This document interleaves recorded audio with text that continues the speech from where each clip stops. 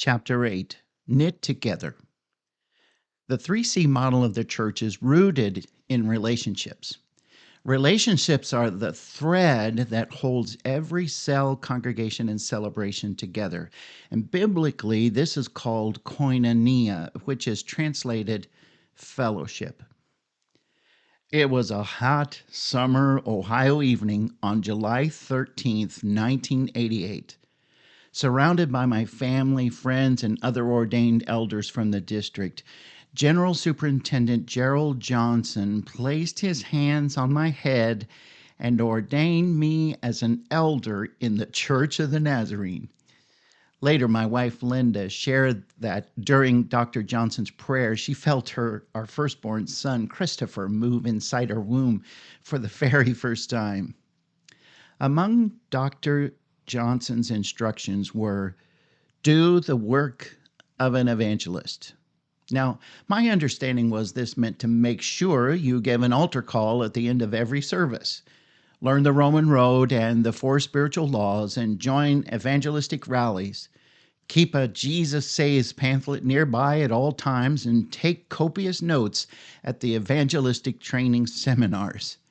However, there was something profound in my spirit begging for something more.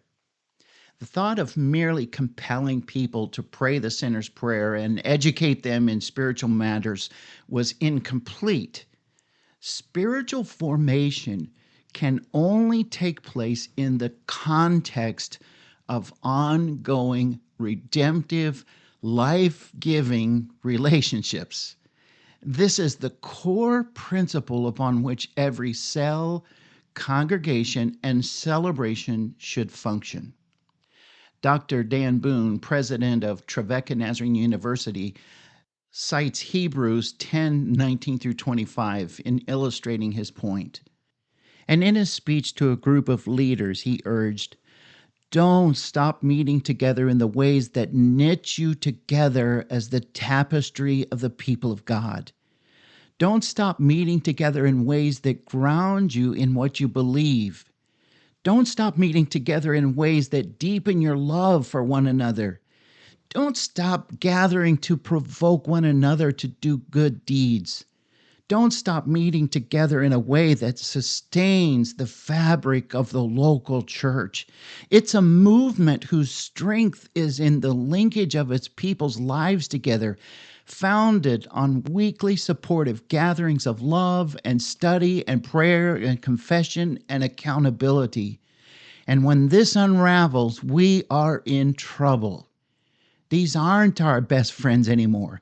They're not the people who are with us in adversity. We have a looser and looser connection and affiliation. And when life gets hard, we get more nones and more dones.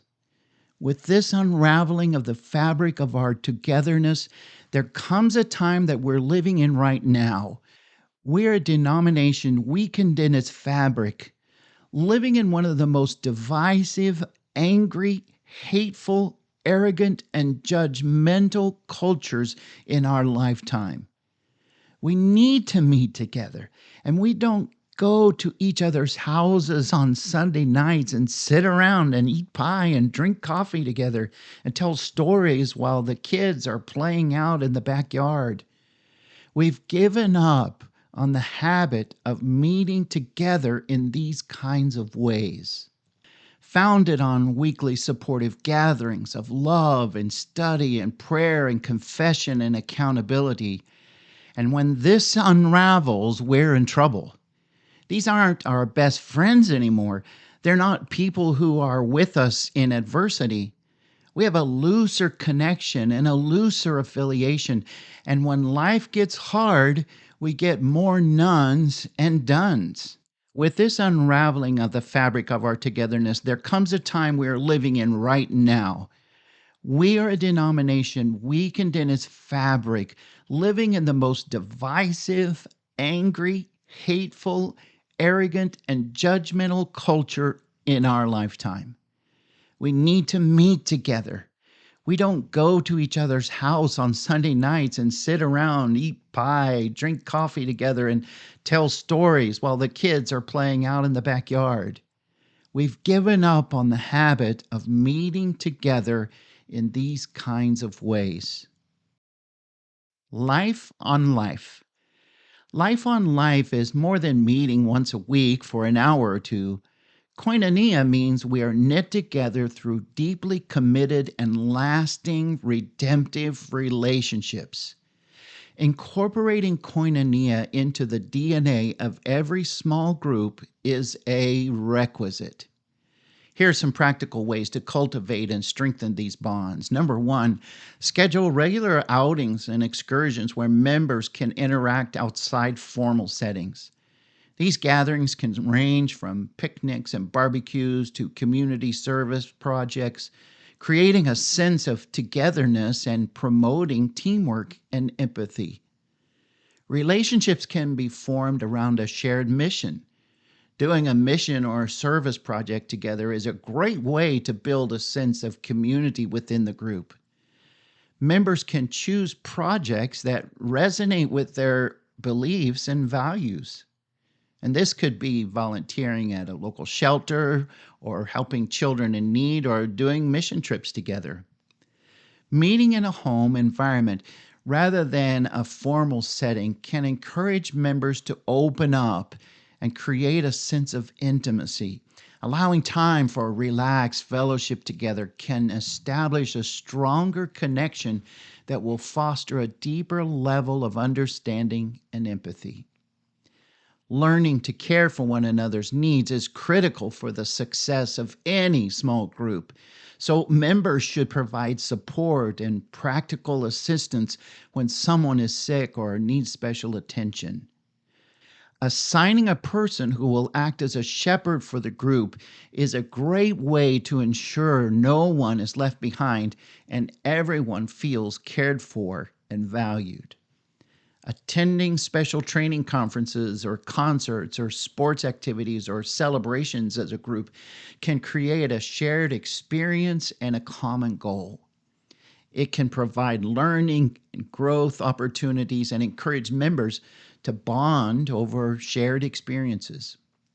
As a leader, making meaningful connections and investing in the individual lives of those to whom you're ministering will be indispensable. So make it a point to remember your group members on significant occasions. You can go beyond merely acknowledging birthdays and anniversaries and recognize the anniversary of a family member's passing or any other meaningful life event your group members might have shared with you. This act of remembrance will demonstrate your thoughtfulness and genuine concern for the people in your group. Take time to connect personally by making phone calls instead of text messages or emails. Speaking to them directly will help you establish a rapport more quickly and build mutual trust and respect. People are more likely to open up and share when you talk one on one instead of through direct message or email. Prioritize one on one interactions and allocate quality time to spend with individuals. You can opt for a casual catch up session, a coffee break, or even a lunch meeting. This approach will allow you to develop a deeper connection with them and understand their work habits, their strengths and weaknesses, and identify areas where you can provide support and guidance. Ensure everyone is informed of upcoming events and other significant dates. You can send out regular emails or reminders ahead of time to keep everyone on the same page and avoid any confusion or last minute surprises. Invite a group member to participate in meaningful and purposeful activities like hospital visit or food delivery or to an elderly couple or any other form of community outreach. This is a great way to build a person's skill and confidence as they take on ministry roles. Breaking bread. Sharing meals together is a central part of our Christian tradition. Jesus' first miracle was at a marriage feast. One of the most well known miracles was feeding the 5,000.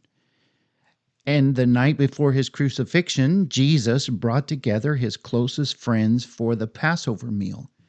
After his resurrection, he shared a breakfast on the beach with his disciples. Matthew 22 compares Jesus' second coming to a wedding banquet.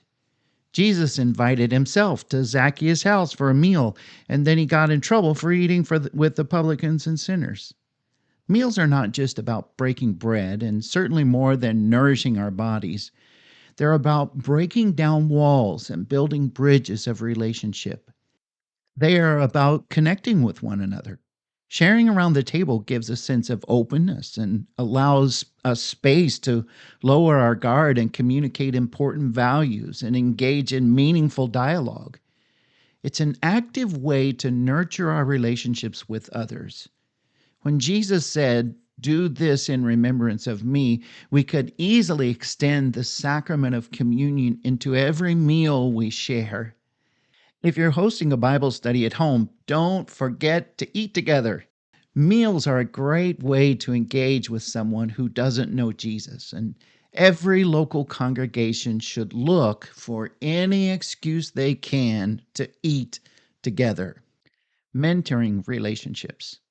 As we lead a faith community, we must guard and wisely choose what shapes us. E. LeBron Fairbanks. Who do you know that can look inside you and find the person you long to be and then help you bring that person to life? Who has been where you want to be and knows how to help you get there?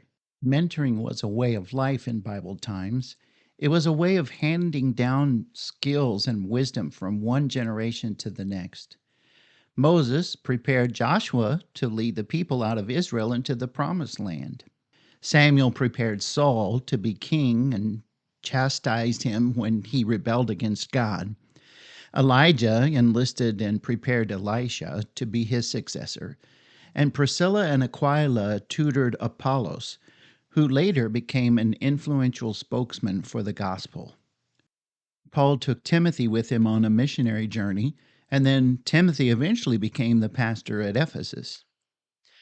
Gary is one of the unsung heroes of my life, and I met him in 1986 when we pastored churches just a few miles apart.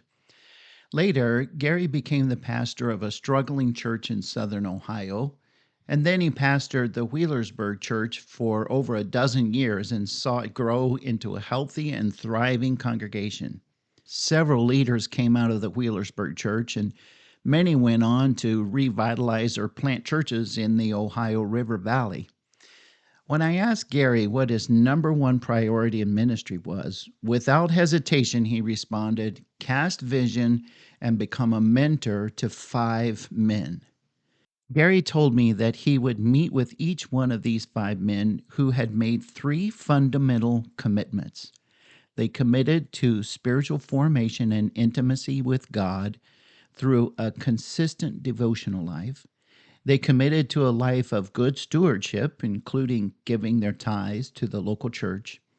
And they committed to being actively engaged in ministry in the local church. He also asked each of these 5 men to commit to mentoring 5 other men. Now, if you do the math, you can see the genius behind this approach. Whether you are a leader of a cell, a congregation, or celebration, it will be vital for you to be mentored by someone and to mentor 3 to 5 other individuals. So, what does a mentor do? First, a mentor provides support. Mentoring can be likened to a group of mountain climbers scaling a challenging summit. When each climber is connected to another via ropes above and below, there is a sense of safety, stability, and strength. This interconnectedness fosters a feeling of camaraderie and shared purpose. So if a climber slips and starts to fall, the other climbers on the ropes above and below can provide a safety net, ultimately avoiding disaster. On the other hand, taking on the challenge of mountain climbing solo can be a daunting and perilous task. While one may achieve great heights, there is a higher possibility of failure and injury. The climber needs the critical support system that is necessary for successful scaling. Mentoring relationships help equip those who are leading with the guidance and resources needed to tackle the daunting challenges of ministry. King Solomon advised, "Two are better than one because they have a good return for their labor. For if either of them falls, the one will lift up his companion. But woe to the one who falls when there is no other to lift him up." Ecclesiastes 4 9 through 10 from the NASB. As a 3C network leader, you will be one of many who will be providing support for other discipleship groups. You mentor your protege as one who has already been where he wants to go, and it will be up to you to help him get there. As you provide support and care along the way, listen and learn as much as you can about your protege's family, ministry, and life situation. Send notes, call, text, and pray for the person you mentor. Celebrate victories together and be available whenever he needs advice or encouragement. There are many days when the discipleship group leader you are mentoring feels like throwing in the towel, and it's your job to pick up the towel and place it back in his hand. A mentor helps the leader reach goals more efficiently. Howard Hendricks likens the mentoring process to the idea of stepping onto a moving sidewalk in an airport terminal. You may be walking at the same pace, but you dramatically increase your speed. So let's talk about a few ways this can happen. First, help your protege discover God's vision and make a plan and follow a timeline. Help the leader stay focused on the important things and hold the leader accountable. Provide supportive prayer for the leader and his family, and provide resources and help him make connections. Offer an objective point of view. Be a sounding board for ideas. Point out potential landmines and provide motivation and encouragement along the way. A mentor as a model. Dr. Brian Wilson once told a story about growing up on the mission field. As a small boy, one of Brian's favorite things to do was to walk alongside his father as he went from place to place. However, Brian learned to adjust his stride to keep up with his father, who was much taller. When Dr. Wilson grew older and moved away to college in the United States, his new friends noticed that he walked with a limp. "Did you hurt yourself? Are you okay?" his friends would ask. Curious about why so many people were noticing a limp, Brian began to rehearse his childhood. He remembered his father suffered from the effects of polio and always walked with a limp. For Brian to keep up with his father, he had to match his stride, so Brian began to walk with a slight limp. By spending so much time walking at his side, Brian's gait naturally simulated his father's. Much of what a leader learns from you will be caught rather than taught. Howard Hendricks went on to write, "Modeling is the greatest form of unconscious learning there is." Leading others to do things we have yet to do ourselves is difficult. It's like a soccer coach who had never spent time on the field. He may be able to give instruction, but he doesn't really know the game from a player's perspective. Hebrews 13:7 says, "Remember your leaders who spoke the word of God to you. Consider the outcome of their ways of life and imitate their faith." In the same way, the Apostle Paul said, "Follow my example as I follow the example of Christ."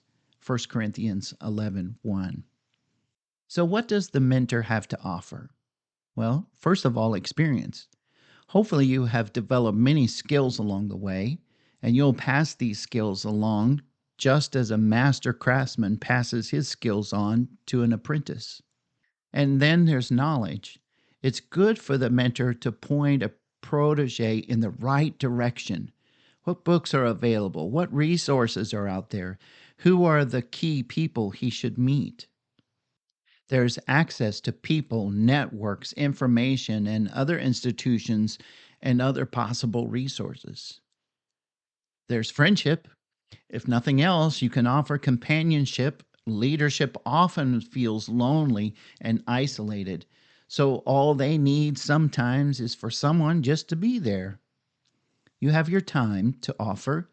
Being available to listen and coach can take time, but it is a small investment compared to its kingdom impact.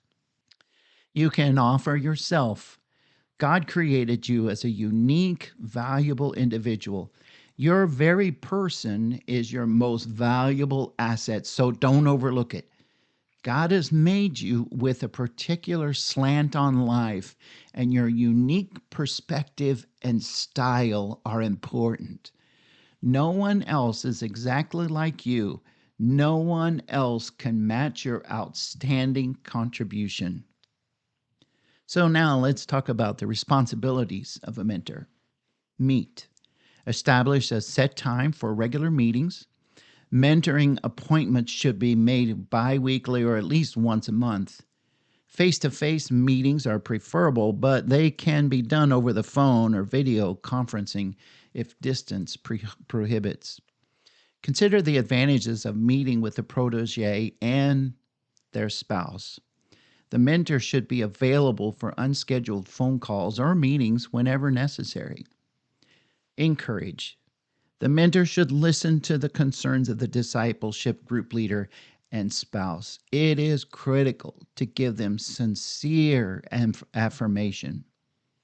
Nurture. The mentor should be both an advisor and a spiritual guide. Pray together often. Make sure the discipleship group leader stays on track spiritually. Teach.